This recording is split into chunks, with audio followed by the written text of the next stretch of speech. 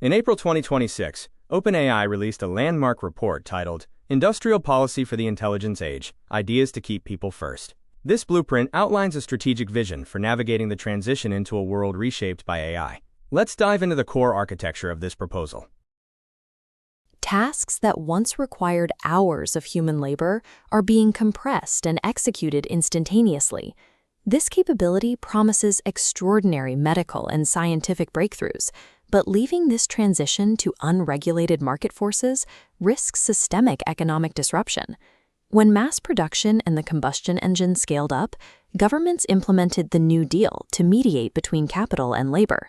Electrifying industry required establishing new safety standards and social safety nets to keep the economy stable during the transition. Navigating the intelligence age requires a 21st-century industrial policy to keep human beings at the center of the economy. This policy architecture rests on two pillars: an open economy built through macroeconomic reform and a resilient society built through scalable safety infrastructure. Both support a transition to superintelligence, where AI outperforms the smartest humans, even when assisted by AI. Reaching that state safely is a macroeconomic engineering problem. This flowchart illustrates how a high AI economy alters capital flow, projecting a shrinking stream of labor income taxes alongside expanding corporate capital gains. As reliance on labor income drops, it erodes the payroll tax base that funds essential societal pillars. Without that revenue stream, programs like Medicare and Social Security face insolvency. The mathematical fix involves rebalancing the tax base to favor capital-based revenues over labor. This policy targets higher corporate income taxes, top-tier capital gains, and specific returns driven by AI automation. To distribute this capital, the blueprint introduces a public wealth fund as an economic stabilizer. Seeded with long-term assets, it captures growth from both companies building AI and the diverse array of firms using it to increase efficiency.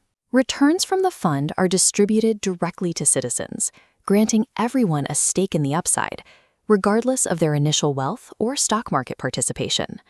Severing social funding from traditional human labor metrics is necessary to prevent the efficiency of AI from creating an unmanageable wealth bottleneck.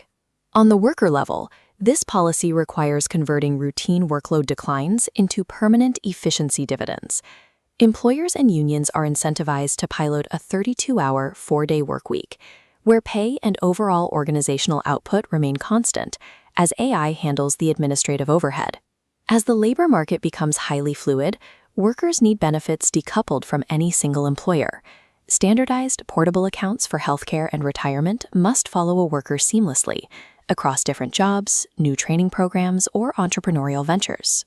This digital economy runs on physical infrastructure, the massive data processing facilities required to train and run the models. The bottleneck for these facilities is the lack of high-voltage transmission lines on the power grid. Expanding interstate grid capacity requires public-private partnership models that ensure households do not subsidize commercial AI energy needs. Targeted investment credits, government equity stakes, and federal permitting authority can reduce the cost of capital and accelerate construction. Successfully engineering and financing this massive physical infrastructure is an absolute prerequisite for a fully digitized open economy.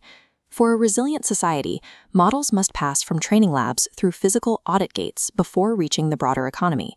Managed by the Center for AI Standards and Innovation, these gates scan and categorize code into risk tiers. Overly broad safety compliance often crushes small startups while entrenching powerful incumbents, a failure known as regulatory capture. To solve this, severe audits apply exclusively to a restricted subset of frontier models. These audits target only systems capable of materially advancing chemical, biological, radiological, nuclear, or large-scale cyber threats. Tiered auditing ensures general-purpose AI remains a vibrant, open ecosystem for global entrepreneurs. Governments can use advanced purchase commitments and insurance frameworks to fund and scale a competitive market of independent auditors. These essential safety mechanisms must be carefully designed for international adoption to prevent a fragmented global compliance burden. This precise architecture manages high-consequence misuse while preserving market competition for general-purpose tools. Once models clear the audit gates, they operate autonomously in the wild. This requires an AI trust stack. The core of this stack relies on provenance standards and verifiable cryptographic signatures for any action an AI takes. This architecture includes privacy-preserving logging, systems that ensure accountability for AI actions without enabling pervasive state surveillance of human users. If a highly dangerous model is released into the wild and cannot be simply switched off, passive monitoring alone is wholly insufficient. Governments need containment playbooks that draw operational parallels from established cybersecurity incident response and public health crisis protocols. We must also secure models against internal threats, such as rogue insiders attempting to capture model weights to concentrate power. This requires mission-aligned corporate governance, where top-tier AI developers convert into public benefit corporations with explicit accountability built into their decision-making. Societal resilience moves beyond static prevention, creating a response framework capable of addressing autonomous risks in real time.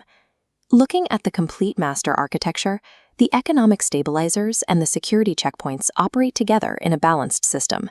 These two pillars act as reciprocal stabilizers. An open economy prevents societal unrest, while resilient security prevents catastrophic technological failures.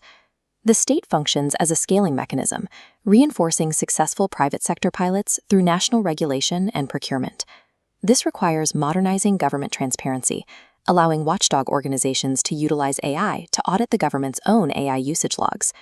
This architecture requires a global network of trusted evaluation institutes, sharing threat data via strict safe harbor antitrust exemptions.